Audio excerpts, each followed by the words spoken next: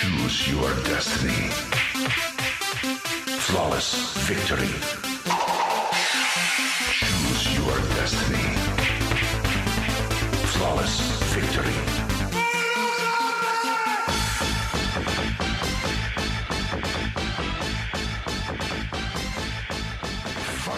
Are you feeling it? Woo! Are you feeling it? Woo! I feel like I could do some CrossFit right now. If this was back in the 90s, if the CrossFit was hot in the 90s, would this be the CrossFit theme song? Yeah, especially with the guy that's doing the boop, boop, boop, boop, boop, boop, boop, boop, boop. It's like, that guy's hot right now. Let me ask you a question. Who is more committed to their role? The guy, Johnny Tsunami's uncle or grandfather, the guy who plays Shang Tsung, or Terry Silver? Oh man, see, you have a dual role for all dual roles there. I'm going Shang Tsung because he really believed he was stealing the souls. Like, I really think he was feeding off of the souls. Like, you know how you have the catering, you have the craft services? Yeah. Like, he was eating souls. Yeah. Like, He has the power of yeah, the it was like souls. the soul O's, like he was eating the cereal. Welcome back to the Last Row podcast. As always, I am Drew, joined by my very good friend Badway. Hello. And we want to welcome all new listeners. For those that don't know, this is the podcast where we watch movies that might not have been loved by the critics, find their silver linings, and fill in the blanks that the movie writers might have left out. Let me tell you how you can get in touch with us. Visit our website at thelastrowpodcast.com. Follow us on Twitter at thelastrowpod, facebook.com/thelastrowpod. Hit us up on Google+. And if you haven't done so already, want to thank everyone that's done so. Please head out to iTunes. If you're enjoying the show, hit us a 5-star review. We really appreciate it. Thank you. And without further ado, Would you call our show a flawless victory? I need a soundboard right now so I can hit the button. Anyway, pew, pew, pew, pew, pew, pew. Mortal Kombat, 1995, Rotten Tomato 33%, IMDb 5.8. Directed by Paul W.S., don't call me Wes, Anderson. Not to be confused with Paul Thomas Anderson of Boogie Nights fame. What if this was a movie made by that person? It was both of them was a collaboration, and they like created a pen name. They're just like, oh, we'll just go by Paul Anderson. His pseudonym? Yeah, pseudonym. His pseudonym? Yeah. What is it? Shel Silverstein? Shel Silverstein. It was his Shel Yeah. Silverstein. Yeah. It was his Where the Sidewalk Ends. His R.L. Stein, if you will.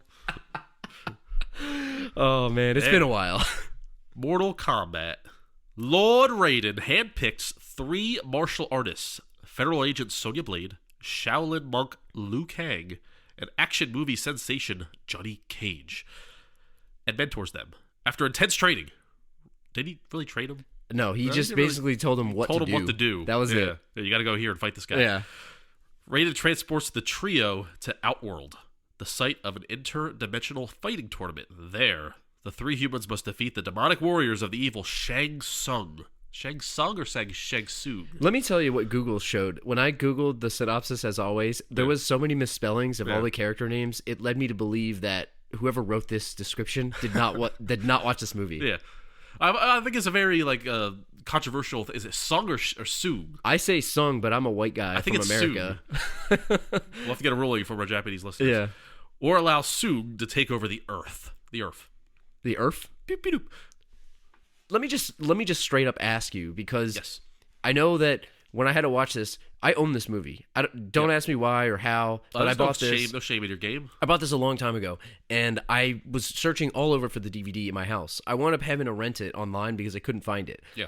But what was free out there right now on HBO Go is the second movie, Oh, they got Annihilation. It's on rotation? Now, let me tell you. Sequel on rotation? I know in my head, when I was younger, obviously you're a kid, right? So when you see these movies, I was in 5th or 6th grade when this came out, Probably. 95. 95. So I'm watching this movie, you go to the theater, you're so jacked up. You're like, oh man, I can't wait. I love Mortal Kombat. I'm playing the video game. See all the characters. Can't wait to see them on the big screen, And then the first one was good, right? As a kid, you loved it. Right. The second one came out, I think, not that long after, and I have fonder memories of the second one because it was it's bigger, it's better. There's more characters, More fights. It's more fights. Yeah. They just took it up a notch.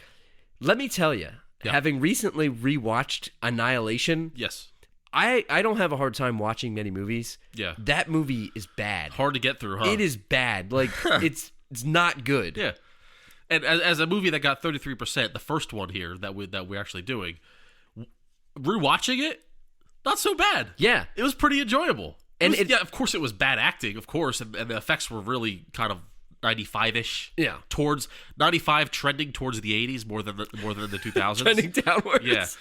So, but still, it was still enjoyable. But yeah, I agree with you. Annihilation, almost unwatchable. We like to redeem movies here. Irredeemable. It's borderline. Like, I don't know. We should start maybe compiling a list of movies that we just can't do on the show. And I don't. It's not good. I mean, it has Hugo Posh in it as Raiden. If anyone's watched Girl Next Door, that is Raiden. Much worse than Christopher Lambert, who, let me say, was not very good in this movie. But anyway, so you mentioned the effects. So you said they were trending downwards. Yes. What did you think of the effects in this movie? Like, were they good? Like, when did Terminator 2 came out in, what, 92? 92. So Terminator 2 is the pinnacle of 90s special effects to me, and graphics and CGI. Where do you place this one? Well, I feel like everybody says Terminator 2 when they're pointing to graphics. Well, look what Terminator 2 was doing in 92 versus X movie or Y movie. That's like the outlier. That is like, I don't know how they did that. Yeah. Like, I don't know how James Cameron did that, because it still looks good today. If you look at any other 90s movie special effects, this one included, it's pretty shitty. Pretty crappy. The thing that I noticed about this one was Goro looked like a Goomba from what's it called? Super Mario Brothers, the movie. It's so weird. Yeah, but what I liked about Goro was he was like an animatronic Muppet, if you will. So Did Jim Henson get in on that? Which you didn't really see in the 90s. That kind of went by the wayside. Movies tended to go towards crappy CG versus let's use a real Muppet. And I read like the oral history of Mortal Kombat. Oh, yeah. Like, there was the anniversary was this year. It was the 20th anniversary. And they were talking about it. And they were talking about how Goro like never worked. Like, it was always malfunctioning. Like, it was like the most expensive like mistake of their lives. Like, not that it was a mistake to use it, because if they used a CG Goro with that big of a character, it would have been horrible, like beyond repair. Yeah. But I like that they would say that, oh man, Goro's being a real diva today. He's being a real jerk. Because it's like a machine. He's not coming out of his trailer, because like it would never work properly. And like the scenes that they shot, they like thanked the grace of God that they got what they got out of it, because it was never worked the way they wanted it to. Dude, do you think that somewhere on the internet, maybe the Golden Closet has it, but the outtakes of Goro screwing up? Oh, yeah. Like, why didn't they put a gag reel of Goro messing up? Like, I don't know why it's funny to think of an inanimate object or a machine just malfunctioning. It's like when you watch those machines, like the guys that run like the walkers, walking like they make walking robots, and they like just fall over. They tip over. Yeah, like, it's hilarious. Those, I don't know why it's so funny. Now, I'm not in the Animatrix, and the machines are not going to come after me, but I just think that is so freaking funny. Yeah, like all that stuff is funny. I would love to see a gag reel. Maybe it exists on YouTube. I didn't really search it until you thought of it. Like, I remember like the Chucky movies. Like, if you go on YouTube, you can see like a couple of outtakes of like the guy controlling Chucky like doing funny shit, and it's fun. It's hilarious to watch robots malfunction. So in this movie, Goro looked like a guy wearing like a top half of a guy. Yeah, you know? I didn't think about that until you told me before we started recording. Like, that's actually really good. Like, it would be funny if that were the case. And all he did, he had like two moves. His face got like angry, and then he would push both arms into the air. Like, you can't see what I'm doing right now, but I'm like, he would just raise both arms and go. Both sets of arms. Yeah, both sets. Yeah. So is it the top half is reacting to the bottom half, like the guy in there putting his arms up? I like to think that the mutant second set of arms on Goro, they have no control, so they basically do whatever your other fist is doing. So if you throw a right hand cross, the second fist is also throwing a right hand cross. Like, you can't do a cross and uppercut combo. Yeah, he's doing both. Yeah, you like the one arm only does what it mirrors the other arm. He's completely dependent. Yeah, it's basically useless appendage. That's only useful for picking people up and bashing them. As he does in the video game too, which is like the ultimate glitch bitch. Yeah. And while we were preparing for this episode, I remember we just watched a whole bunch of like 90s TV commercials and all this stuff, on YouTube, which is incredible for whoever took the VHS tapes of all those commercials and put a super cut together. I just want to say thank you, because I had an enjoyable Saturday night watching all of that stuff. So would you say them wasting hours of their lives helped us waste minutes of ours? Yes. And we thank you. For that, we say thank you. Yeah. But to that point, we were watching Mortal Kombat 2 highlights, not the movie, the game. Yeah. And I just remember Kintaro, man. There was a point where he was glitch bitching the guy. He did 4 or 5 throws in a row. The guy was stuck against the corner of the map, and there was nothing he could do. Oh, That's the computer was notorious, especially those bosses in the Mortal Kombat games, for glitch bitching. Oh my god. So one last thing before we jump into it, the music that you so graciously heard in the beginning that got us amped up. was that song written for the movie, the game? I never knew this because I just thought that it was something that like aerobics instructors loved, like Tai Bo. They played it in, you know, Billy Blanks was like, that was his theme song back in the 90s when they're doing kickboxing and Tai Bo. In elementary school, we used to do like a workout regimen for our warm up, like a 10-minute. We watched a video in front of the class and we would go along to it, and like that's the type of music that Did was they have always that playing. song? It wasn't that exact song, but it was that same type of song. But no, the music was actually written. It was I think the band, we looked it up, it was called the Immortals. Oh yeah. And they wrote the entire album for Mortal Kombat, which actually reached heights that nobody thought existed. Like, it was a top 10 Billboard album, the only top 10 techno Billboard album of like the 90s and beyond. They wrote the Mortal Kombat song for Mortal Kombat. It wasn't just an adaptation. Well, didn't you say also, you know, to the one last point about the music, but they wanted to do like a metal score? Yes. And the guy, like, I don't know who said they wouldn't do it. Yeah, the director, I think it was the director, he was like, no, it doesn't work because the techno music, it lends more towards the fighting. It's kind of like dance music. Yeah. The fighting is kind of like a dance choreography, which it actually is if you're shooting the movie. And I think it helped the movie be more watchable today, because if it was cheesy guitar wails and guitar licks, it'd be like, oh, come on now. It's like the saxophone and Lethal Weapon. Yeah, like saxophones. Yeah, it would be too much. Like, the techno is kind of has its own like kitschy kind of feel to it, I feel. I just like that the song itself was called Techno Syndrome, or not colon, I'm sorry, parentheses Mortal Kombat. Mortal Kombat, yeah. Like, is that better or worse than a colon? I don't know. I think I'd rather have the colon. So let's get into the movie, and I'm going to set up the premise of the movie for you, right? So there's this tournament that's gone on for thousands of years. We don't even know how long. It's been a long time. Eons is the perfect word. And basically, the Emperor, Shao Kahn, which I guess you don't know his name's Shao Kahn at that time, needs to win 10 Mortal Kombats in a row before he can take over your world. Uh-huh. And previously, he did the same with Princess Katana's land, Outworld. Yes. So other lands and other planets. Yes. Not even planets, dimensions. The dimensions are taken over. Yeah. So the movie picks up where they've won 9 in a row. Yes. And they're going for their 10th victory, and they're trying to take over Earth. It's kind of an arbitrary number, isn't it? It's weird. Like, why does it have to be 10? 10 in a row? Who made that rule? It's like, yeah, like, I think 8 maybe would be better, or even like 5. Like, 10's 10 in a row. But 10's domination. Yeah, I guess like, if I played you in Mortal Kombat, the video game, and I beat you 10 straight times, like, we'd probably stop playing, right? Yeah. It's like, it's domination. It's over. I guess maybe that's what it is. Yeah. And so they're trying to do this with the Earth. But I guess I don't really get it. Like, are they doing this in multiple places at one time? Like, is there multiple Mortal Kombats going on? Or are they like, you know what? Yeah. Now we're going to put our focus on Earth. You got to focus on the Earth. You don't have the resources to, like, spread yourself out to other dimensions. Like, there's only one Sub-Zero. There's only one Scorpion fighting for you. In Mortal Kombat 1, but in Mortal Kombat 3, there was 2 Sub-Zeros. Oh, there's the brother. But the one's good and one's evil. So you don't have 2 evil Sub-Zeros. That'd be crazy. Yeah, and like, or you got to have the one, he wears like a slightly lighter blue. Or like a slightly dark, like in what is it? If you pick the same character, yeah, like in Street Fighter, they like Ryu wears the different color, like than when you're white or gray Blanca. Yeah, I think it's gray Blanca versus green or blue. I forget.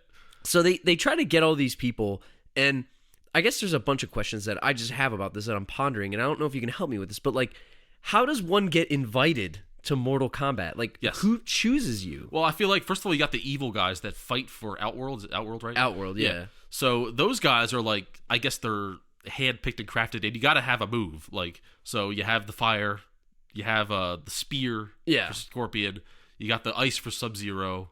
You got to have a move. Goro's got 4 hands. Yeah. It's like, you got to have something. You got acid if you're a reptile.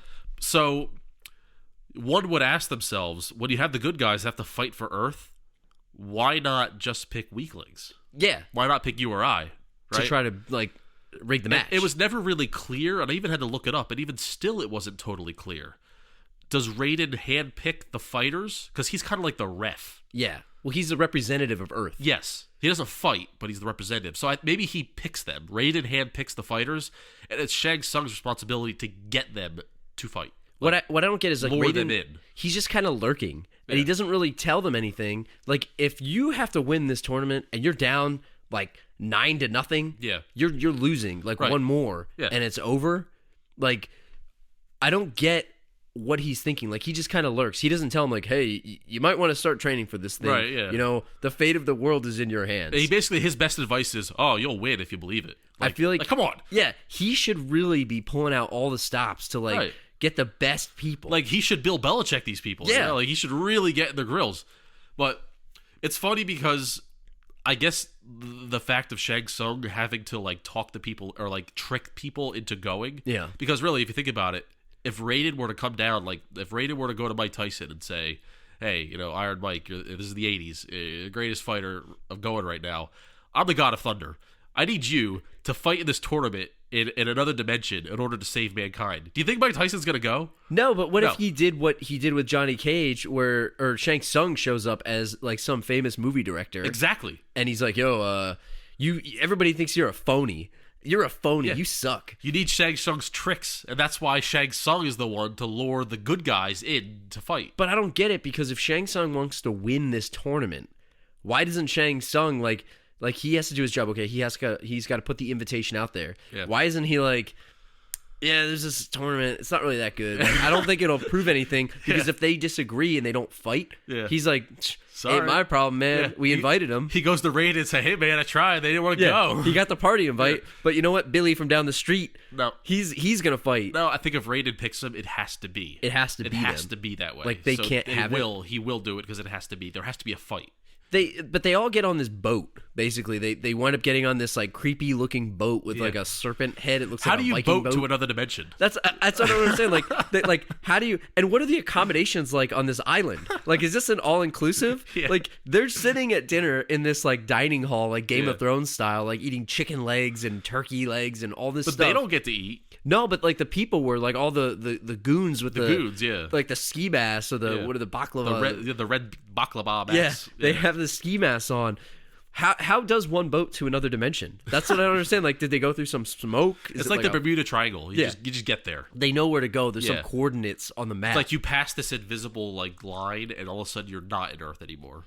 I kind of like the tricks that Shang Tsung had to pull to try to get these people. So for Johnny Cage, he pretends to be his old, like, master, and they show he's reading the paper, and I have a picture of it. I'll put it on the thing, where he's, like, reading the paper. It says Johnny Cage is a fraud, and it's like he's doing this really funny, like, and tiger stance. It's everything that Johnny Cage is self-conscious about. It's perfect. Who, by the way, Johnny Cage, I know this guy is, like, an actor now, but he looked like somebody to me, and I couldn't put my hands on it, but he looked like the love child of James Caan, the little guy, Squeak from Basketball. Squeak Scolari. Yeah, and Eric Murphy from Entourage. Like, he has Eric Murphy's hair and kind of body type. He has James Caan's mannerisms, and he has Squeak's, like, head, and he's short. And they all have chip on their shoulders, so it lends perfectly to the guy's appearance. I thought he looked like the dude from... This is a very obscure movie with Zach Morris called Dead Man on Campus. Yeah. Yes. He's the crazy roommate that they try to get to kill himself. Yeah. He's that guy. And he's also the guy who's also in Scary Movie 1. Yeah. Among many other TV shows, crappy TV shows. That guy from that thing. Yeah. But Dead Man on Campus, I love that movie. It's such a bad movie, but I loved it. That's what he looks like to me. So what'd you think of Kano and Sonya Blade? Like, there was an interesting kind of lore between that. Did they have a thing? You know, I think maybe in the past, maybe they hooked up. Yeah, and it was kind of like they were in the wrong place at the wrong time, and she like angrily hooked up with him. Maybe they were, like, both captured for separate things. They were like, they were in a jail cell in another land, right? And they hooked up out of necessity. And, like, because, like, they thought they were gonna die last night. Kato's like a smooth talker, and she's like, or maybe she did him. You know? Yeah, she dominated. Like, I him. will dominate you. Yes, that's how it goes down. Get out of here. Yeah, she's got the leg move. But so Shang Tsung basically tricks him into luring her on the boat. Well, I think he, like, promises him, like, riches and golds and women and stuff like that. So it's like, it's easy for him. He doesn't really trick him. He's like, Kato's like, yeah, sure, I'll do it. Like, if somebody promises you riches, I think that's definitely, like, a surefire way to get like, on Kato's like a classic, like, movie villain guy. Like, he's down for riches. So, and Sonya Blade's going through this, like, club raid. She's in like a club, like the Matrix, like with a shotgun with the biggest flashlight I ever seen on it. It's like a mag light. Yeah, like, she's just shooting people up. It's like a first person shooter. I don't get it. And she's wearing that hat that nobody ever wore, and when they're doing tactical operations, she's wearing, like, the trucker baseball cap. It says, like, LAPD or whatever. It says FBI with like a little earpiece thing that looks like a McDonald's headset from the drive-through. Yeah, it's like the equivalent of like the NFL hat that Tony Romo wears in his pregame introduction. Yeah. Like nobody has that hat. The NFL hat. She has the police hat. Yeah, she's a fan of. It says police. I am a fan of the police. Fan of the police. So then Liu Kang, which I just can't help but calling him, like, I know Liu Kang, it's spelled Liu. Yeah. But I want to call him Lou, like Lou, like my friend down the street, It Lou. sounds the same. Like Liu Kang. What about Luke? Luke Egg. Luke Egg. Luke Egg. But Louis Kang. Louis Kang. Like, so Louis is, basically sleeping in his, studio apartment with a bike on the wall. Dojo? He's in his dojo, and he wakes up from a nightmare that you heard at the beginning of the show. Yes. Your brother's soul is mine. Your brother's soul is mine. And his brother, one of the worst actors in this movie, so bad, he dies, and he has this dream. And we had an interesting conversation before when we were watching it. You said, was that real? Did it really happen that way, or was he dreaming about it? Like, one way or another, Liu Kang's brother had been killed by Shang Tsung. Like, he got his neck broken, back broken, all kinds of broken stuffs. So, the scene we see in the very first shot of the movie, the first 2 minutes, was that what really happened, or is that how his dream interpreted? Or did Shang Tsung Freddy Krueger Liu Kang and actually go into his dreams and create the worst possible nightmare scenario? I'm going with Freddy Krueger. I think he got into his dream and like created it so he could see it to lure him to the lore. fight. That's his lore. But that's an interesting way to lure somebody. Like, he basically tricked other people, like, hey, here's a tournament, you got to fight and prove you're the best. But here's a guy that you've been chasing, and now he's like kills his brother. Right. But I don't think that's how that fight went down, because I feel like, why would they be there alone fighting together in a windy castle? They were like on the top of the temple of light that they were at. It's so weird. Yeah. So it did. I don't think it went down that way. I just think that's like a dramatic interpretation. Like if it were on like Unsolved Mysteries, and they did a reenactment of it. That's the reenactment of that fight. That guy, the guy in the trench coat, is up there like right. Yeah. back in the past. But also, before we move on from that, what about the telegram that Liu Kang got? Oh my god, I took a picture of that too. It was like, brother's dead, come home, grandfather. So he wakes up and he looks. Why does he look to his mail right away? Like how did he get his I mean, he had it the whole time. Yeah. He gets up and checks his mail. Yeah. Maybe he was suspecting that his brother died. You know what? Duh. He saw it already. Yeah. He saw that his brother's dead. Then he dreamed about how he died. And then he looks at it again. Because he knew the next day he was going to his... That's easy. And then he looks at it again and he's like, brother's dead. Yes. Grandfather, come home. It's like... Is that the original Twitter? Like, I never sent a telegram before, but if you're sending a telegram, do you have a 160 character limit? Yeah, you got to pay by the letter. Yeah, is that what it is? Yeah. I mean, I never sent one. Western Union's like now I'm assuming defunct. you got to pay by the letter. So the guy, like, he forewent all punctuation and... There's a couple transition periods, words. But no unnecessary terminology. No ifs, ands, or does. Yeah. One last question about this. Was it irresponsible of the Templars of Light, or whoever those, like the monks, the monks, like Liu Kang's family, Lewis's family? Luke's family, yeah. Was it irresponsible of them to let the younger brother fight? Like, what is the betting line on that? Like, if they're in Bloodsport in the Kumite, like, everyone's putting money on Shang Tsung. If this movie were a half hour longer, we would have seen that process probably, right? Right. Punk younger brothers in movies that think they're tough. He probably does just too. ran off. He just ran off and did it. He's like, oh yeah, Shang Tsung's trying to end the world. I'll show him. I'm tough. Yeah. And he gets his neck broken. Or he stomped on his back so hard. If that's what really happened. I believe that it was. Yeah. In my head, in my dreams of dreams, that's what happened to him. Because he was so dumb that he tried to go fight him. I think that, there's no way that he got approval to go. He just went. Unless the monks were like trying to get Liu Kang to go because they knew he was the only one, so they sacrificed his brother. Ooh. It's like... The only way that we're going to get him to go is if this whiny kid dies. Hey, because if he doesn't die, then the whole world dies. The whole world dies. Sacrifice one for many. That's a lot of foresight on their part. But I think that's what they did. That's probably... I like that. The monks are deep like that. So anyway, getting back to the betting lines. So Liu Kang's brother, do we know his number? His name? They say it's Chan or Chen, I think. Yeah, that you're so racist. No, I think it was. I really think it was. Okay. I'll have to look it up. No. He's Chang? So Sung is a prohibitive minus 5,000 favorite, and that's even generous. Yeah.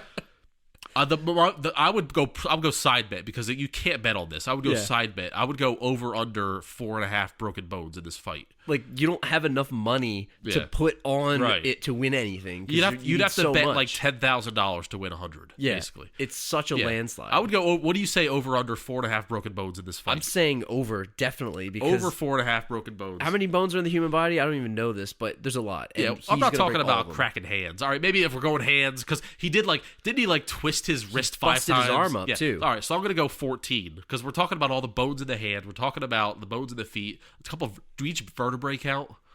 I guess, yeah. I mean, individually, yes. All right, I'm going to go 14.5 over under 14 and a half? bones. I'm going over. Still going over. I think he's going to be in if he were to somehow survive this match, he'd be in the hospital in the full body cast, with his leg up, and then the guy would come in and give him Jello and hit the thing, and he would be like... It'd be all like...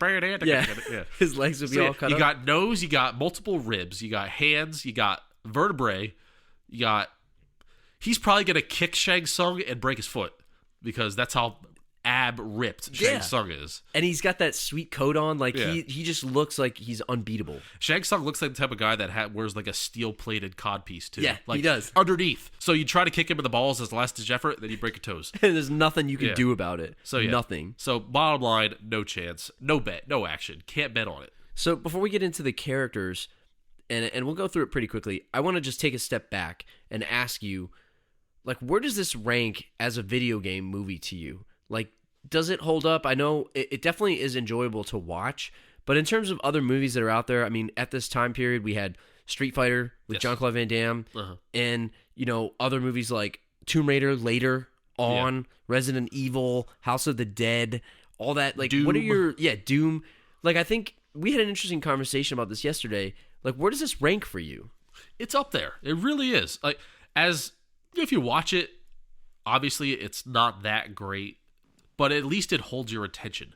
If you go back and you watch Street Fighter now, you're watching it only for the campiness of it, and for the speech, and for Van Damme. And Van Damme, see, they had Van Damme. This movie doesn't have a Van Damme, right? But even with Van Damme, the movie's it's bad. I know you said you kind of enjoy it on some level. Yeah, on some level I do. But I did not have any urge to turn off Mortal Kombat when I was watching it for this thing. If I had to watch Street Fighter, I feel like I'd suffer through it. I feel like I watched it not too long ago, a couple scenes, and I just couldn't get through it because that was more than this movie. That was more, let's throw Blanca in there. Let's throw Vega. Let's throw everyone in there, just for the hell of it. And it's not done entertainingly. Is that a word? And I think maybe the point of this one versus Street Fighter is they did it right in that they said, all right, we're going to throw a bunch of characters in here, and maybe they wasted some, Sub-Zero and Scorpion and all that. But they focused it on the tournament, not and maybe that's the I guess the prowess or the positivity and the good thing about having Mortal Kombat, the backstory and the lore, because Street Fighter, and I'm not as familiar with the lore of Street Fighter, but there's no tournament that they have to win 10 times in a row to save the world, right, or save the Earth realm. Whereas Street Fighter was kind of all right, here's the military, and they created this thing where Raul Julia is trying to take over the world, and they have military, and they're going to the UN, and they're going around the UN. It was a little bit too more they had to make more of a real movie in Street Fighter. And when you have that with a short budget and a crappy crew, right, it's not going to turn out well. And I just don't think it worked that well. But I think Mortal Kombat is definitely one of the truest to that, and maybe it's because it's already written for them. You beat the game and you get the little blurb about what happened to Scorpion after he won the everyone tournament. Has their own story, but along the same lines with say Tomb Raider, for example, both Tomb Raiders. I mean, those are obviously they have good actors. You got Sean Bean, you got Angelina Jolie, and all that. You know who else is in that? Who's in that? Yes, Khaleesi. No way, yes, really? He's in it. Man, I think he's in the second Jorah one. Mormont. Yeah, Jorah is in that. No, so that's another thing where Tomb Raider is a very vague story. It's Lara Croft, and she's digging for artifacts, or whatever. She gets into fights, and she has her guns, and she's hot, whatever. That's another movie where it's it's Tomb Raider. We have Lara Croft, but let's just make a movie about raiding tombs. Yeah, let's just get some this artifact is what we're going after. It's basically a Indiana Jones type situation. It's exactly that. But you have so much freedom to make a movie like that. Take away the Tomb Raider Lara Croft character, is that movie as good if it's just named some person doing it? If it's Jenny from the Block was was, I don't know, can't think straight. if Jenny was reading the tubes, like, would it be as good? I don't know. I found those movies a little bit boring, but maybe that's just me in the genre. I don't know. No, I see what you're saying. It's less a video game movie. It's more of just like, oh, we're taking this character and putting them in a situation. Yeah, and I guess Street Fighter is more of a video game movie, but Mortal Kombat is probably more true to the movie, the genre, because it's a video game about playing the video game, or it's a movie about kind of playing the tournament. Yeah, right.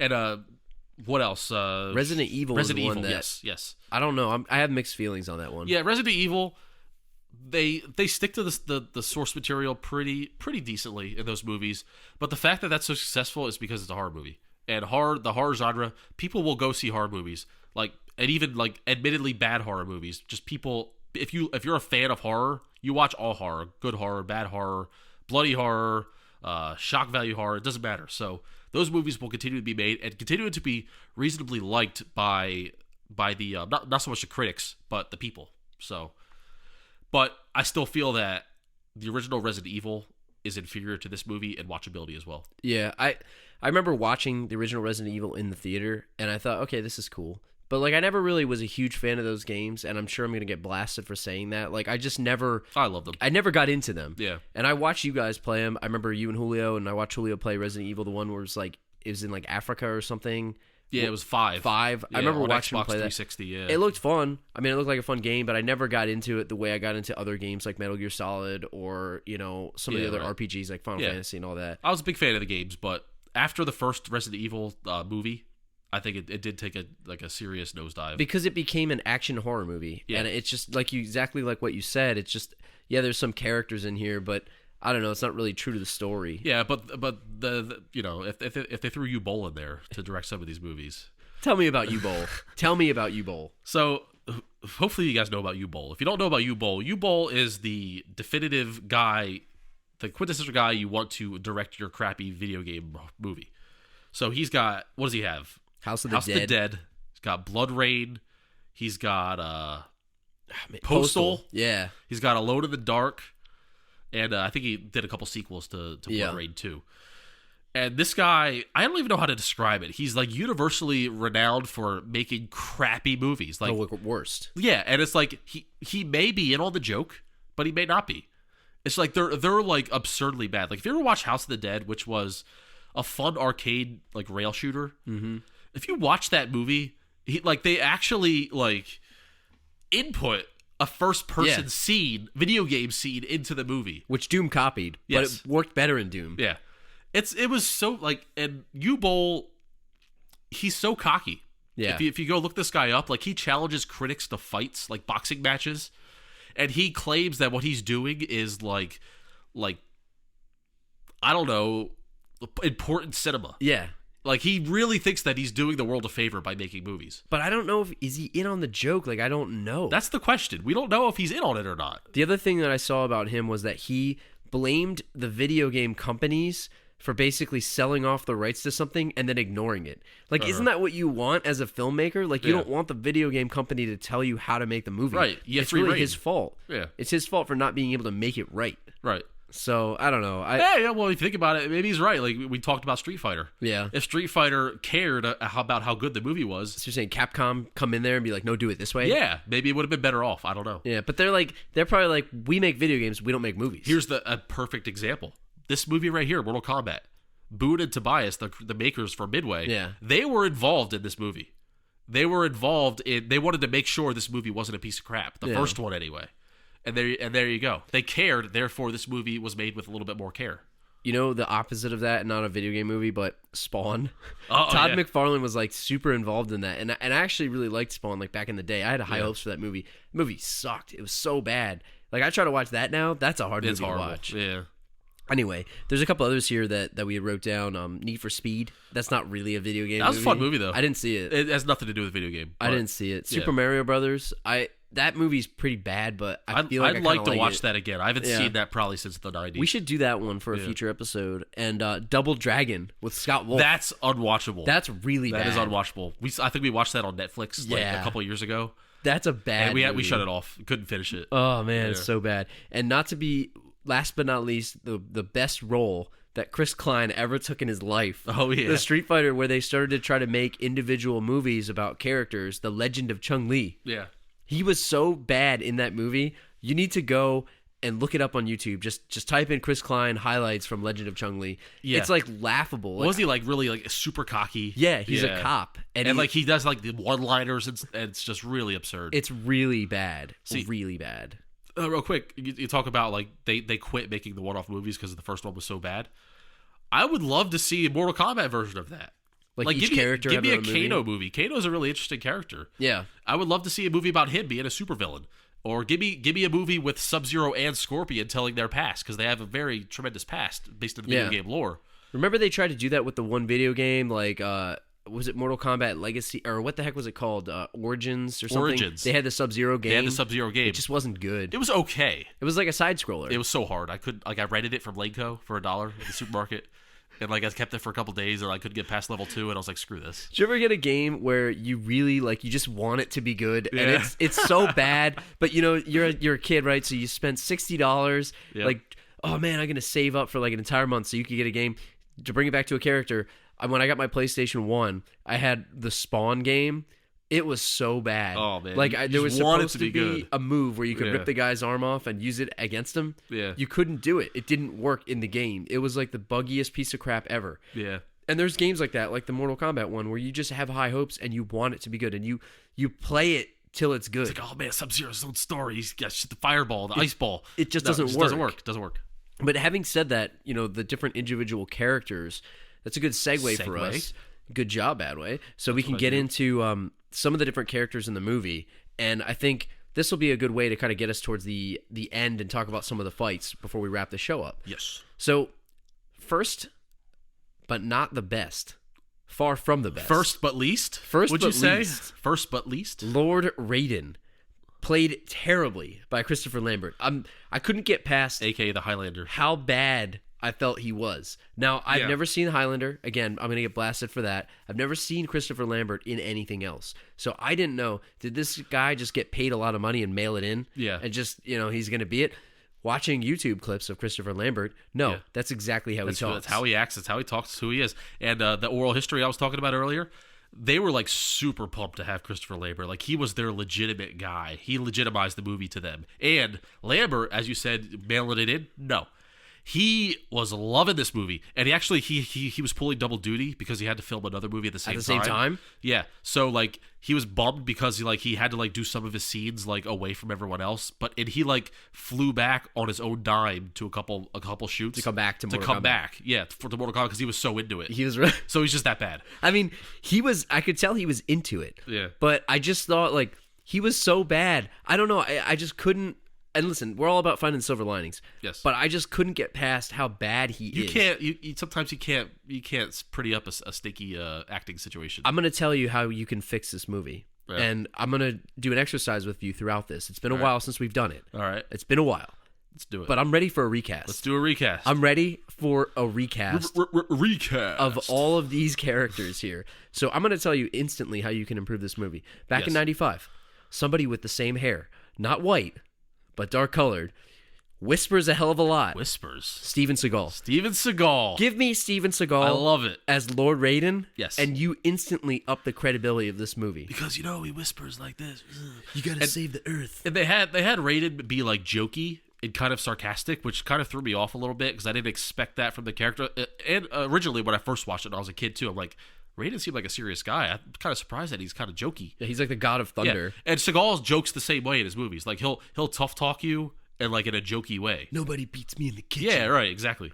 So it's a perfect. I love it. It's the perfect. And the timing kind of fits. It's just that in '95 he was still big, so he's too serious for that role. Like he would look his nose down at the look down at the. Look down on it. Look down. Turn his nose up and look down on the roll. Thank you. I don't know. I think he would be good at it. Like I don't know what he was doing in '95. Of course he would have. Was he doing like the Glimmer Man? I think he was winding down his hot streak. He was about to be straight to like it was like almost Exit Wounds territory. Yeah, which is like probably his last. Exit Wounds was in like movie. The early 2000s, I think, right? Like, I don't know. Was it? Because I saw it when I was working at the place that I cannot name. But I'm pretty sure we saw it that at very at royal the movie theater. Yeah, it was really royal. Okay. But yeah, I just think Seagal would have been great in this, and I kind of listed someone else as a joke because I thought it would just be funny to watch. Yeah. But imagine Nicolas Cage as Lord Raiden. Like he would probably act as outlandish as he would go into it. Lambert. He would put his all into it. That's what you get from Nick Cage, though. Do you have anybody that you might cast? I mean, I don't know if you've thought about Raiden in a recast. I'm kind of putting you on the spot here. No, I didn't, but I think it's over with Seagal because even like the timeline fits. Like if this movie were made like a year later in '96, when Seagal realized that I'm not getting any work and I have to start making these direct-to-DVD type stuff, Seagal fits. It's the guy. That's the guy. He would have saved this movie a lot. So moving on to my favorite friend, Liu Kang. Liu Kang. I see that you spelled in our notes here the Americanized Liu version. L-O-U. I just want you to let him be. Liu Let Kang. him be himself. The Dockers khaki wearing. He was wearing high kicking, pleated pants man. He was wearing Dockers. Yes. And I love the one part too. He had like the oversized leather jacket when he was carrying the bag. It was so 90s. So 90s. Hey, it's better than tight jeans, I guess, right? I'd rather wear the loose fitting Dockers than the wet tight jeans. Yeah, right. To fight, so. I mean, it's not like in Roadhouse where it's like he gets thrown away. If he has the Dockers and they get wet, there's some give. Unless they become too heavy because they're so big that he can't do the flying kicks. But the Dockers are easier to rip too. You just start to rip them off. Like if you're strong enough, he's jacked. He'll do like the cutaways. You just rip them off. Like Magic Mike. Yeah, right. Magic Lou. Yeah. But do you think it would be easier or harder to do a bicycle kick in wet jeans or wet Dockers with pleats? Oh, it's definitely harder with the jeans. And the thing I liked about the bicycle kick in this movie is that he charged himself up. So in the video game, to do the bicycle kick, you have to hold in low kick for 5 seconds and then release it. So it's kind of like you have to strategically do it to catch your opponent off guard. Otherwise, it's easy to block. He actually, you could see him he's like shaking and stammering. Like he's kind of like charging his body up. And then he does a bicycle kick. It was so awesome. It was how they could incorporate the button presses into this movie to do the special moves. It's like that was the perfect example of it. What did you think of Robin Shou's performance here? It was good. I remember there was a story that he was nervous to do this role. It was his first big role. And like he was well respected in the martial arts community, so he knew he could do it. He was afraid about the acting part of it. And I think he did a pretty good job. Like he had good moves. Yeah, he had good moves. The acting didn't matter too much. Like every once in a while, like he'd have to make like a reactionary shake my head at Johnny Cage. Like that's basically what his acting boiled down to. And kind of like a regret for wishing he could save his brother, but he can't. Those two types of things he did well, and it was enough. And obviously the fighting was great. Is Liu your go-to character when you actually play the video game? He's the guy you go to if you want to beat the game. Yeah, you play Liu Kang. He's Ryu. He has the glitch bitch moves to beat Goro and Shang Tsung and Shao Kahn and all them. But if you're playing a friend, I would lean heavily away from Liu Kang. Away from Liu Kang. Yes, he can beat the computer. It's harder to beat a human with Liu Kang. Yeah, and speaking of glitch bitching, this is just a little aside. Yeah. I remember when I was younger, I was at the beach one year, and like back in the days of arcades. Yes. I remember playing Mortal Kombat 3 with a friend of mine, and we were there with a friend of his.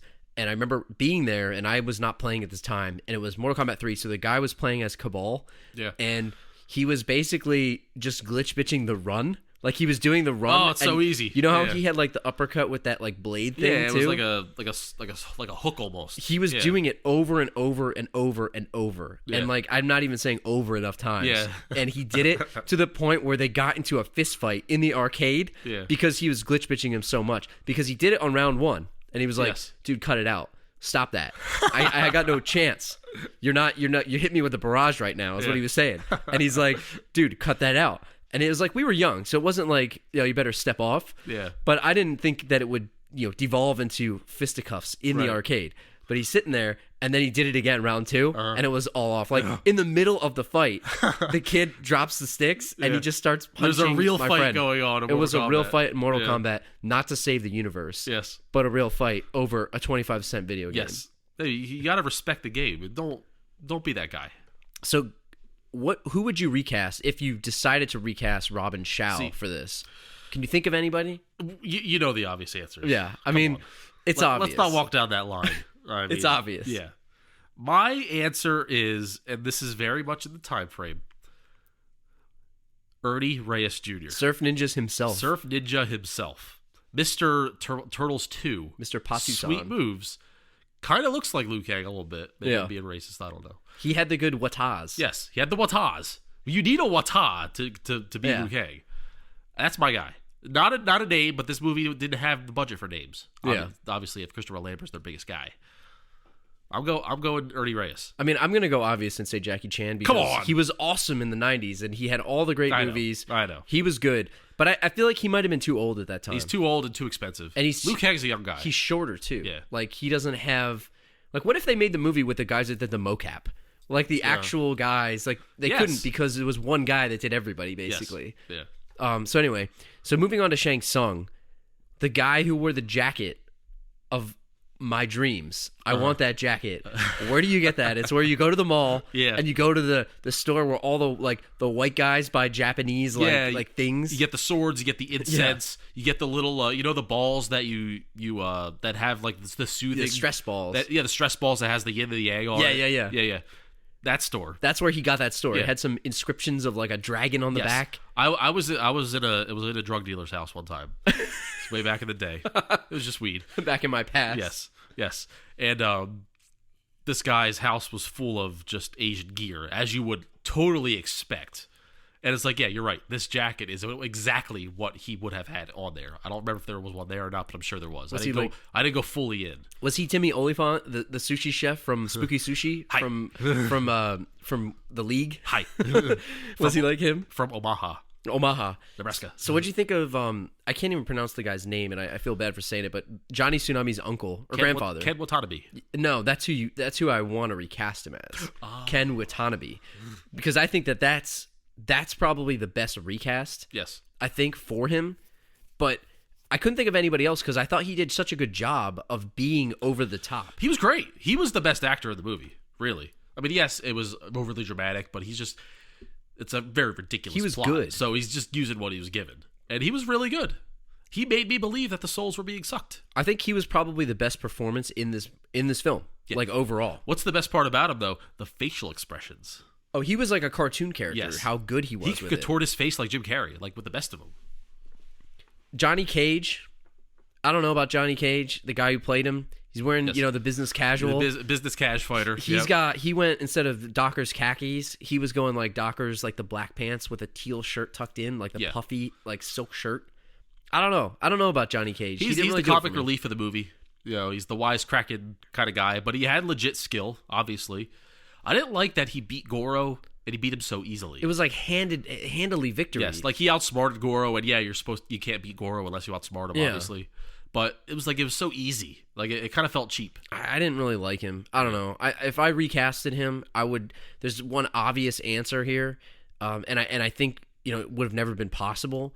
But I think they kind of based the character on JCVD, didn't they? Like in real life, in the video game. Because people did give JCVD respect, for his martial arts. Yeah, and he was really good.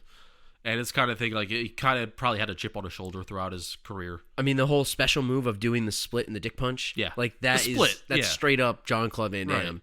And he obviously couldn't have done it at this time because he was doing a bunch of other stuff, and then he was going to do Street Fighter. Yeah, and I'm pretty sure he was battling like drug problem at the time. Can you do Street Fighter and jump straight to Mortal Kombat? Is that an unwritten rule? You can't do that. I don't know. It's kind of like you got to pick a side there. This is like such a battle between the two. Another kind of major character that I don't know. I'm kind of mixed on it. Sonya Blade. I just didn't really think that they used her very well. Not to quote Ben Kuchera here. Yes. But there was a very interesting subplot of like, let's take her and tie her up and make the guy save her. Yeah, and put her in like a skimpy dress. Like a Tarzan suit. Yeah, they put her in a Tarzan suit basically. Yeah. And she's like, "Oh, my friends will come. I promise." Like she was tough the whole movie, and all of a sudden now she needs saving. I thought she was all right. I mean, the actress was pretty good. I can't really. It's the girlfriend from Billy Madison. Yeah, come on, it's right. Veronica Vaughn, and it's Arnold Schwarzenegger's daughter from Last Action Hero. And what else was she in? She was in I know she last summer. She was in. Oh yeah, she was. I think she died early actually. Recast her. I don't know. Who would you Interesting pick? Story about the recast, because what we know is that Cameron Diaz was supposed to be this woman. Really? Yes. Cameron Diaz was supposed to be Sonya Blade, but she got the mask instead. Would this have hurt or helped her career? Cameron Diaz? Yeah. It would have hurt it. Because the mask kind of set her off. Yeah, because she had a great career, and if you take the mask away, it's like, not that the Mortal Kombat movie was bad, but it's different. Yeah. And it's like a different. It's like put in an alternate timeline, put it in another dimension. This taking that movie would set off a chain of events that would lead her to a different area. I don't think it would have led her to like an Oscar-winning area, but it's just a different path. It's a different path. That instead of Charlie's Angels, maybe she's doing like another crappy TV movie, and it's not as popular. Right. And she doesn't get lifted off to the stratosphere. There's a couple obvious names, I think, for a recast. Like back in the 90s, Angelina Jolie. I feel like she could have done it. I mean, she didn't have blonde hair. They could have given her a wig, dyed it a little bit. I think she could have been all right. Yeah. But I don't know. I don't really have anybody else that I could put in there. I got Hilary Swank. Yeah. Just because like she's tough, you know. She could pull it off. I felt at the time she was kind of like a thing at the time. What about too. Linda Hamilton? Linda Hamilton. She actually would fit pretty good, I think. She's a little too old, though. Yeah. Because Sonya Blade's supposed to be, like, in her 20s, I guess. Like young cop. Yeah. Linda Hamilton's got the tough mom thing going on. There's a couple other characters that I just want to touch on really quick, but the one that I think is perfect for a recast was Kano. Kano. And I've got the perfect actor for you. Yeah. Now, he was dancing shirtless in some music video recently, all greased up. But I would go with Jason Statham. Yeah. He's got an accent. It's perfect. He kind of looks like him. He's balding. What did I say? Let's get a one-off movie about Kano. You throw Jason Statham in there. Yeah. You got yourself a blockbuster hit. I think he would be awesome. This guy, he's got classic villain written all over him. He just needs more room to grow. Right. Like, I liked him in this movie. I thought, even though the actor did a pretty good job, he's playing a scumbag. I like the scene where he's eating the chicken and he's being disgusting and all that, and he's got the turkey leg. He needs more screen time. Yeah, he does. I need more Kano in my life. So we can touch on this as we get into the fights. There's a couple of characters that I just felt they were wasted. Yeah. And, going into some of our favorite fights here, I mean, we talked a little bit about the Goro fight. Thought it was kind of lame. Yeah. But how about the Sub-Zero fight and the character of Sub-Zero? Did you think he was wasted? I did. Sub-Zero and Scorpion, they're like the faces of Mortal Kombat, if you will. Like, I know Liu Kang's like the main character, and obviously you can't have a story about Sub-Zero and Scorpion in this type of movie where it's got to be good versus evil. Right. But they're very interesting characters, and they were basically relegated to just basically like sub-bosses. They're basically goons. And they were just pretty much glorified lackeys. And I feel like their history in this franchise is so much bigger than that, and that they kind of just like brushed them off to the side. Do you agree? Yeah, I think you're right. I mean, we talked about the Sub-Zero fight where it was like a jobber fight, you said, and they barely used him. They showed off his ice move, and basically. He shattered the one guy, and that was it. Yeah. The Scorpion fight, I think, was probably one of my favorite fights of the whole movie. Oh, it was great. I like the scenery of it too, like the mixing of the worlds. Like, they went from the forest, which was beautifully shot. Yeah, where his spear was coming at Johnny Cage and all that, and then I don't know how they got there. I forget, but like they kind of like went down to hell. Yeah, they went into hell. They finished really in weird. Hell, and it was really well done. Like the fighting was really good, and a lot of great music during the fights. Like, it really led into the fights. And I love the signature like fatality Johnny Cage at the end, where like he gave the autograph. He gave the autograph. After he beat him, he gave the autograph. Yeah. Speaking of a lot of times where they even said in this movie like flawless victory, finish him, fight, all the different video game sounds, which was a little bit cheesy. But I thought the reptile fight was pretty awesome, and that's the fight where you said that Liu actually broke his ribs. Yes. Which is pretty crazy. Yeah, the character who was admittedly self-conscious going into the movie because he's never been in a major action movie before. He actually, I think one of the first fights was that reptile Liu Kang fight in the Outworld, and he was thrown against a pillar or something, and you could see it pretty clearly. He actually broke a couple ribs during that throw early on when they were like going through the moves for the fight. Like he was telling the reptile actor, like, let's go, let's really get into this, give it to me, like let's do this. Basically. He's all jacked up. Yeah, he's ready to go. So like they were really doing it, and he threw him into the pillar, and he broke his ribs. And the guy was worried that if he told them that his ribs are broken, they would have taken him off the movie, because it was early on. They could have done it. They could have replaced him with somebody else, Liu Kang. So he went through the rest of the fight, and then with the broken ribs, and it was great, and everybody loved it. And then he told the doctors that my ribs are broken, and they're like, "How the hell did you do that with broken ribs?" Right. And he was saying that how he told Reptile, the actor, in the middle of the fight, hey man, my right side, I'm all screwed up. Please don't hit me on right side. So let's go left. So like they worked with it during the fight. It was just the secret between the both of them. Hit my left side, don't hit my right. My right side's broken. He's a regular old Tony Romo, yeah, isn't he's he? a tough guy. He's fight for the injuries. He's got a punctured lung. I like it. He's fighting through it. I like should it. have given him the flak jacket. Yeah. He needs the flak jacket. I thought that fight was pretty awesome. By the way, we'll have to link that oral history. There's a lot of great information. Oh, It's yeah. really long, and it's full of information about how this movie was made. It's really good. Oh, definitely a good read. Yeah. But how about the final fight? And we could kind of wrap it up with this, but the final fight between Shang Tsung, Yes. also known as Shang Tsung. Shang Tsung, depending on what part of the world Whatever you're from. part of the world you're from. Or the Outworld. Shang Tsung and Liu. When they're doing this fight, they're in this like pretty awesome tower. But the CG was pretty bad, but they got to the room. It was pretty sweet. It had the logo Yeah, on the it was a ground nice with like, room, yeah. the gold foil. So good. It was pretty awesome. Yeah. And they started this fight. I thought that fight was actually pretty good too. It's a great fight. Well, I didn't like the cheapness of like he made him bleed his own blood, Liu Kang. So Shang Tsung was like, "Oh yeah." Then he like rose up like fallen like souls that he stole. So there was like a mid fight of like all these jobbers that basically here, let's get him tired. So you had the guy that like was doing like the moves. Yeah, like he basically all he did was yell and like prove that he could twirl his weapons really With a well. sword? Yeah. So and then he just like get punched in the face and he's dead. So I didn't like that part of it. I thought that was cheap. You didn't have to go that route. I'd like to be in like casting room when they're like, "All right, dude, here's like a Bushido.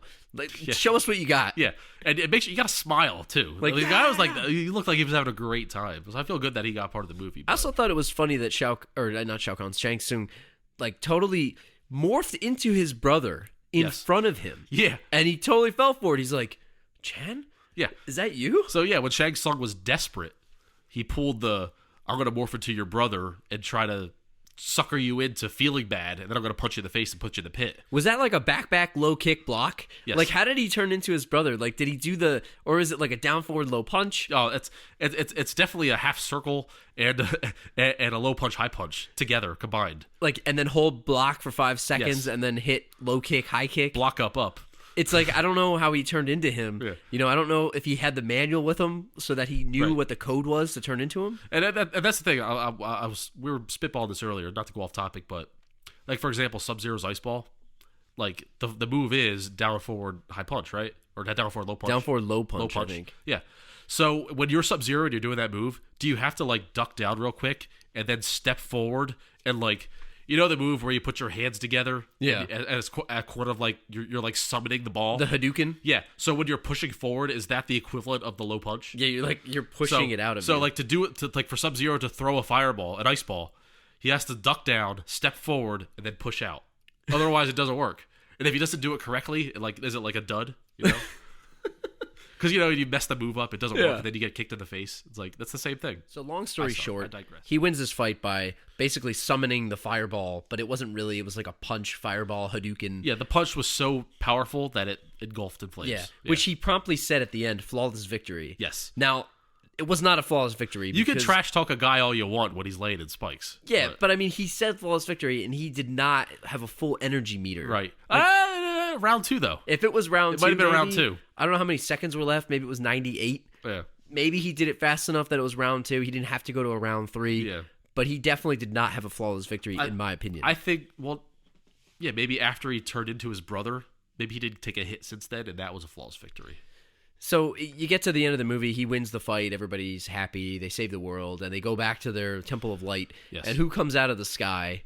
Shao Kahn with the guy who plays Dr. Claw from freaking Inspector Gadget, the voice. Yeah. It's like the worst voice It ever. was pretty terrible. Now, I wonder if It looked like a Power Rangers character. Yeah. Honestly. Was that a last-minute thing, like, hey, it tested well in the audiences, and they're like, yo, we're definitely going to make a sequel. Yeah, Let's put it absolutely. in there. Yeah. We got to tease a sequel because was it's that happening. Was that planned in the script, or I was bet it it a was. thing? I bet it was a tack on. Like, oh, let's film this scene Yeah. of them getting there, and then he says, oh, Yeah. and a terrible idea. they're ready to fight. Yeah. The next movie doesn't even pick up there. No. Which is kind of crazy. Yeah, it's a terrible idea. But I guess they're setting people up. Yeah. So one last thing before we kind of call it quits here and move on. I want to ask you kind of a hypothetical scenario. Let's say the real world was under attack Yes. by Shao Kahn or whoever, and you've got to pick one person. Oh. You're Raiden. Oh, I'm and Raiden. you got to send God of Thunder. one person.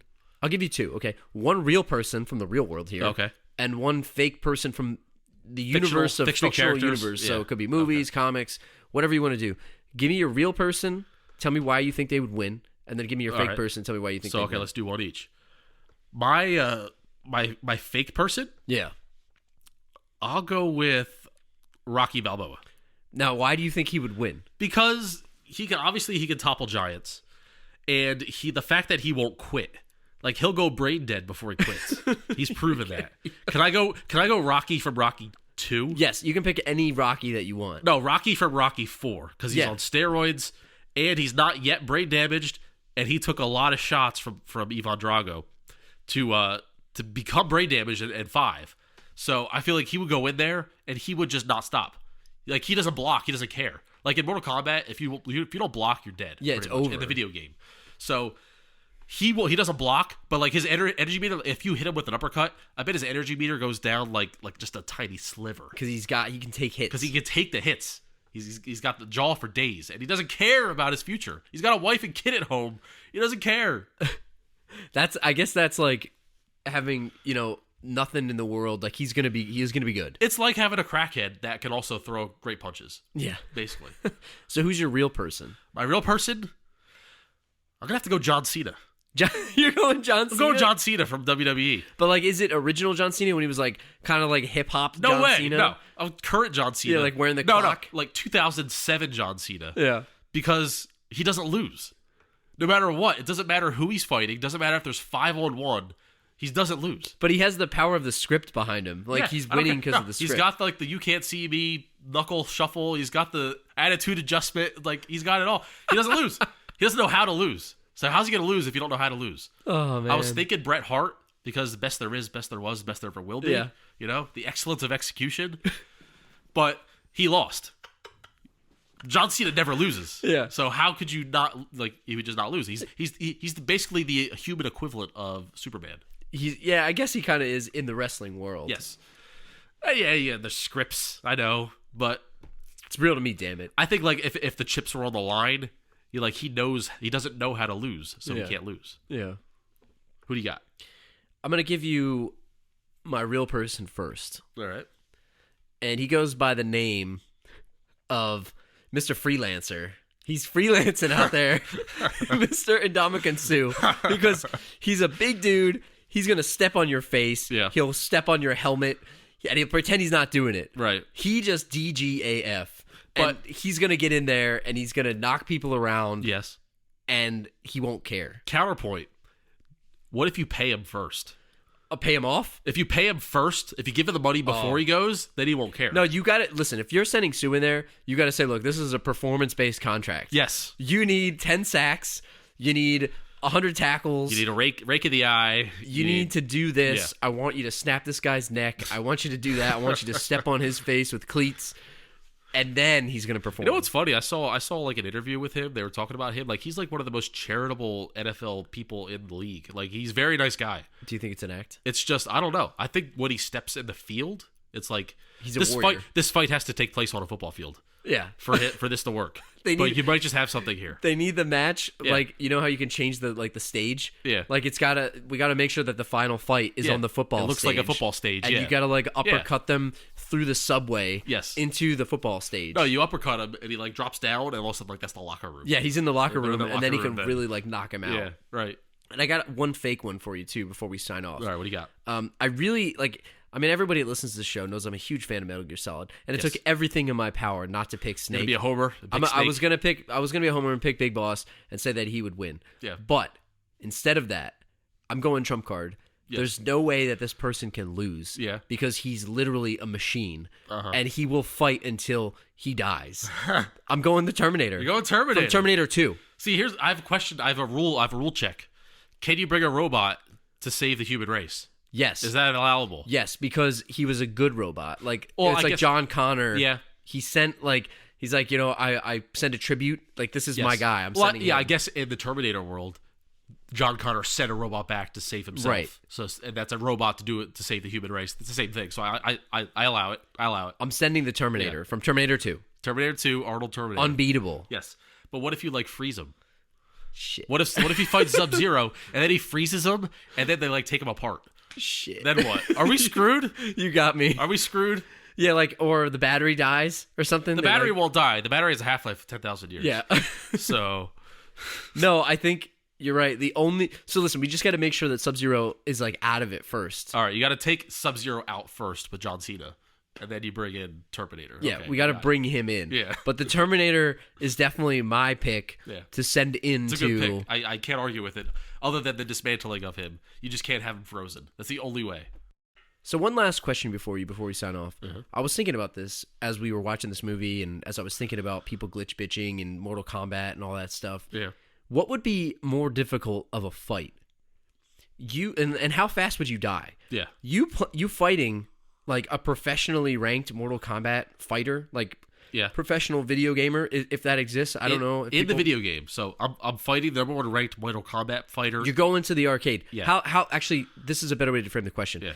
Which would you last longer in? This is a better way to do it. Which would you last longer in? You fighting the number one ranked video gamer with their character of choice. Yes. I don't know if this exists, like a Twitch player or something, like the best player of Mortal Kombat in the world. Sure, yeah. Like, how long could you last against them versus how long could you last against the real Shang Tsung? Okay. Like, if you're in the game, you're not in the game. You're in the movie world. Yes, I'm fighting Shang Tsung. Like, and you're probably going to die in both. Yeah. So let's just put that out there. You're probably going to die in both. But, like, you're running away. You know, like, how far could you run? How long could you last? Well, the stage is only so big. Here's the thing. So if there's like a timer on top of our heads when I'm fighting Shang Tsung versus the timer of the game, what does the energy bar go down first versus I die? Let's go all the way back to the very first scene of the movie where Liu Kang's brother's fighting Shang Tsung. How long did that fight last? And that guy knows karate. All right? I don't know jack about nothing. But what if you could run away? I'm not faster than Liu Kang's brother. I'm not faster than Shang Tsung. He can catch me. Like, what if he agrees to not use supernatural powers on you? Yeah, he could turn into Raiden and do the teleportation and throw it behind me. Or like the torpedo. Yeah, you could do that whole thing. Yeah. No, I will last longer in the video game, even though that's an equal beatdown. Yeah. That guy would probably juggle me on the side of the stage, and I'll be gone in less than 10 seconds. He would do the Kintaro throw 7 times in a row, and you'd be dead. I feel like if Shang Tsung just grabbed my neck, it would probably instantly crush. Yeah. That's how weak I am. Your throat would just be done. Yes. It'd be over. So I'm saying Shang Tsung beats me in 8 seconds, and I lose to the Mortal Kombat best player in the world in the video game in about 11 seconds. 11? Yeah. So we're talking about minutes or seconds. Yeah, we're talking about seconds here. It's not too bad. Right. I think I could last longer against Shang Tsung, the real Shang Tsung, in a fight. But you don't want to last longer. No, because I'm going to die either way. That's probably a worse death. The first thing he does to you is going to break a bone. That's true. And then it's just agony. It's going to be over 14 and a half or whatever the betting line was. It depends on how bad he is at you. If he wants to make you, if he wants to enjoy it, then he might drag it on. So maybe I'll go Mortal Kombat video game because he might want to enjoy it. So which one do you think we'd last longer in? Playing the professionally ranked Mortal Kombat player or fighting Shang Tsung in Outworld? Let us know what you think. Write into us. Hit us up at our website, thelastrowpodcast.com. Find us on Twitter at thelastrowpod, facebook.com/thelastrowpod, or send us an email at thelastrowpodcast@gmail.com. We'd love to hear from you guys, and we're looking forward to doing this again in next week. Sub-Zero.